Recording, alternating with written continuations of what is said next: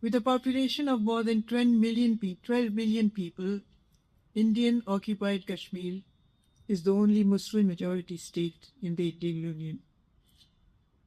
There was supposed to be a map which I was supposed to refer to, but I don't see it anywhere.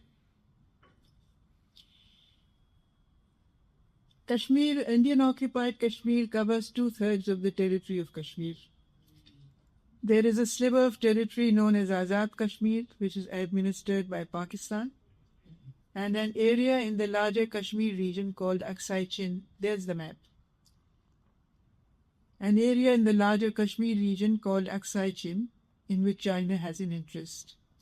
You will see that towards the north there is also a small piece of territory, which is the Shaksgam Valley of Aksai Chin, which Pakistan ceded to China in 1963, according to a boundary agreement between the two countries. In dealing with this issue, there are two ironies. India, the colonizing power in Kashmir, was itself a colony of the British Empire, much vaunted as the jewel in its crown. The second irony is that Kashmir is being colonized by a power, India, which from every forum in the world has declared that it is its integral part. So you are here colonizing an area or a territory which you long considered as your integral part. After partition in 1947, Jammu and Kashmir was not subsumed into India in the manner of other Indian states. Under Article 370 of the Indian Constitution, around which most of this narrative revolves, it had a special status with its own constitution and flag and administrative autonomy.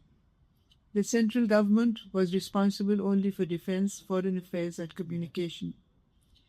The state gave special rights to permanent residents in matters such as property, education, and government jobs. In 2018, the Supreme Court of India declared that Article 370 had acquired a permanent status. Moreover, another article, which is probably more important, Article 335A of the Indian Constitution, empowered Jammu and Kashmir's state legislature to provide special rights and privileges to its permanent residents, not available to the Indian citizens in general, with respect to purchasing land and property, the right to vote and contest elections, to seek government jobs and access higher education and healthcare. However, the Bharatiya Janata Party, that is the BJP of Prime Minister Narendra Modi, had pledged in its election manifestos to integrate Jammu and Kashmir into the Indian Union. And this is exactly what it did on the 5th of August 2019 by revoking Article 370, doing away with Kashmir's special status, and reorganizing it into two union territories, Jammu and Kashmir on the one hand and Ladakh on the other. It is necessary here to refer to the Kashmir dispute between Pakistan and India, which is the oldest issue on the agenda of the United Nations, and Indian-administered Kashmir is the most militarized region in the world. It is estimated that anywhere up to 900,000 Indian security forces, army and paramilitary, are based in Kashmir. Since January 1949, the United Nations Military Observer Group in India and Pakistan has been functioning, headquarters for half the year in Islamabad and the other half in Srinagar. The mission, which is headed by a senior general from a UN member country, supervises the ceasefire between Pakistan and India in the state of Jammu and Kashmir.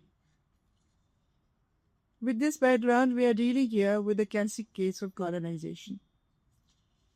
India has tried to alter the demography of Kashmir by engineering settler colonialism, settling non-Kashmiris and changing domicile laws to their advantage. Thousands of outsiders have been granted domicile certificates, allowed to purchase property, and given voting rights, thus slashing the state's Muslim majority. The state is governed under numerous draconian laws, some of which operate concurrently, and I just mentioned a few of them, such as the Jammu and Kashmir Public Safety Act, Jammu and Kashmir Disturbed Areas Act, and the dreaded TADA, the Terrorist and Disruptive Activities Act, and the Prevention of Terrorism Act 2002. All these laws give sweeping powers to search, detain without trial on mere suspicion, seize and destroy property, and some of them facilitate extrajudicial executions.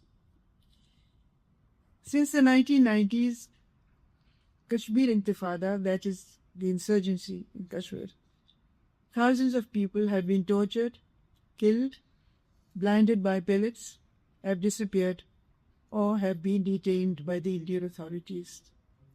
They are held in prisons in various parts of India, making it difficult for their families to contact them. The most famous Kashmiri prisoner today is probably Yasin Mareka, chairman of the Jammu Kashmir Liberation Front, who has been sentenced to life imprisonment by a special Delhi court on charges of terror financing, although he had renounced violence and wanted to pursue peaceful methods in resolving the Kashmir conflict. The eventual goal of the Jammu and Kashmir Liberation Front is a secular and independent Kashmir, comprising territories administered by both Pakistan and India. He is being held in Delhi's Tihar Jail, which is said to be the largest prison complex in South Asia. The only bizarre consolation, if there can be a consolation, in this case could be that the Tihar Jail complex has housed many famous Indians, including Kashmiri leaders Afzal Guru and Maqbool Bhatt. Afzal Guru was tried and sentenced to death for his attack on the Indian Parliament in 2001. His trial was considered flawed by several legal experts, and there were many appeals worldwide for clemency. Maqbool Bhatt was a Kashmiri separatist leader who was called Father of the Kashmiri Nation, that is Babai Pom, by his people. Both of them were executed in Tihar Jail and were buried in its premises to avoid a public funeral and a backlash in Kashmir. An internet and communications blackout has frequently been imposed in Kashmir, shutting it out from the rest of the world. Military operations, curfews, and resistance by the Kashmiri youth have affected livelihoods and education and healthcare. And here, I want to especially mention the half-widows of Jammu and Kashmir. Half-widows is a special term used only for Kashmiri women whose husbands have disappeared and are still missing and can't be traced. Their marital status is ambiguous and the cause of great uncertainty in their lives. In most families, as we know, a husband is the sole provider of family incomes. So when he disappears, the half-widow and her children often become destitute. The half-widows cannot access income from their husband's property or his bank accounts. Moreover, they are socially unprotected and face isolation within their communities. They therefore become victims of all kinds of violence and of displacement. These women are silent sufferers with no emotional closure in sight. But today, the struggle in Kashmir is not just for self-determination, but also against severe human rights violations. Amnesty International has called for an end to atrocity in occupied Kashmir and has reached out to G20 nations through a special communiqué. It has called upon India to stop curbs on freedom of expression and peaceful assembly and the targeting of human rights defenders. Human Rights Watch has extensively documented human rights violations by the Indian government, including rape, civilian killings and firings, deaths in custody, indiscriminate firing at unarmed protesters, and gruesome torture. Human Rights Watch has also issued a report on India's secret army in Kashmir. Now, the traditional Kashmiri leadership, which fought for self-determination, merger with Pakistan, or even an independent state, has given way to militant groups such as the People's Anti-Fascist Front, the Resistance Front, and the Kashmiri Tigers. According to Durdana Najm, who writes from Lahore, Kashmiri insurgents have shifted from being the stone-pelting amateur fighters employing hit-and-run tactics against one of the world's most formidable armies to becoming a well-organized liberation force. They are now equipped with advanced capabilities, a stronger resolve, and renewed vigor to confront India's military operations directly. Apart from changing Kashmir's demography, the Modi government is trying to win over the Kashmiris through developmental works. Indian Prime Minister Jawaharlal Nehru is reported to once have told Sheikh Abdullah, who was his nemesis as well as his friend. Sheikh Abdullah has been called the Lion of Kashmir, that India would bind Kashmir with golden chains. The Modi government showcases Kashmir and Jammu and Kashmir as a tourist haven, and we just see what has happened in Beldam, and Srinagar as a smart city. However, the people of Kashmir are skeptical about the Indian government's large-scale developmental projects. For instance, a key mega road project spanning many areas has disturbed the farmers, disturbed them, as thousands of trees have been axed, and locals fear that such projects will upset the region's ecological balance, displace communities, and change the demography and cultural fabric of the state. It remains to be seen how India's colonizing project in Kashmir will pan out. But before I conclude, I would like to make a reference to General Pervez Musharraf's 4-point formula for Kashmir, which he put forth in Agra when he went to Agra, the Agra summit in July 2001.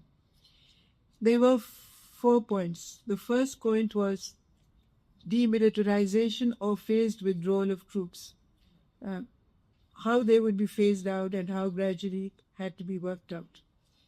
The second point was no change of borders of Kashmir. People would be allowed to move freely across the line of control so that they would give porous border. The third point was self-governance without independence. Neither side would become independent, but they would be able to govern their own territories.